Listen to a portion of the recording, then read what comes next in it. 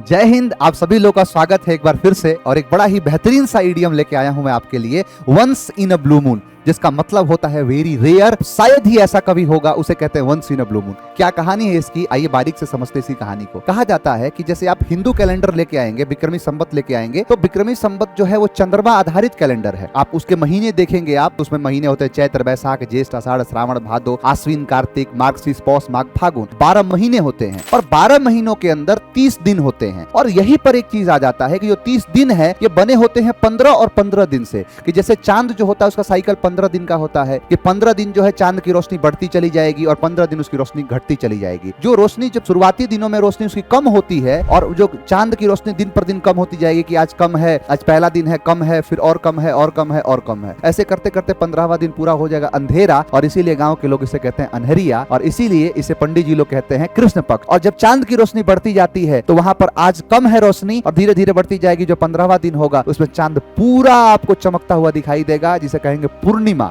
अब यही चीज है, अंग्रेजी में एक को कहते हैं न्यू मून और उसके बाद कहते हैं इसको फुल मून। एक को कहते हैं अमावस्या और एक को कहते हैं पूर्णिमा। अब जैसे शुरुआती जो महीना होगा उसका पहला दिन होगा एकम, दूज, तीज, ऐसे करके एकादशी, द्वादशी। और जो 15वां दिन होता है उसे कहते हैं अमावस्या, यानी कृष्ण पक्ष का जो 15वां दिन कहलाता है अमावस्या। फिर अब शुक्ल पक्ष की शुरुआत होगी तो पहला दिन एकम, दूज, तीज, एकादशी, द्वादशी। फिर जो 15वां दिन होगा उसे कहेंगे पूर्णिमा। यानी हर दिन, जैसे एकम है वो कृष्ण पक्ष में आएगा और एक शुक्ल पक्ष में आएगा, तीज है वो एक कृष्ण पक्ष में आएगा और एक शुक्ल पक्ष में आएगा। लेकिन जो 15वां दिन है वो अमावस्या एक होगा और पूर्णिमा एक होगा। क्या कभी ऐसा हो सकता है कि एक ही महीने में दो पूर्णिमा हो जाए, एक ही महीने में 2 फुल मून हो जाए? तो आप कहेंगे कि नहीं हो सकता है, लेकिन होता है, बिल्कुल होता है, और बहुत ही रेयर होता है। आप देखेंगे कि जो 2026 के मई का कैलेंडर है उसका पहले दिन ही पड़ गया पूर्णिमा, और पहली तारीख को अगर पूर्णिमा पड़ गया है हमारे ग्रेगोरियन कैलेंडर से, तो 16 तारीख को फिर से पड़ेगा अमावस्या और फिर 31 तारीख को फिर से पड़ गया पूर्णिमा। यानी एक ही महीने में एक पूर्णिमा एक को आ गई और एक पूर्णिमा 31 को आ गई।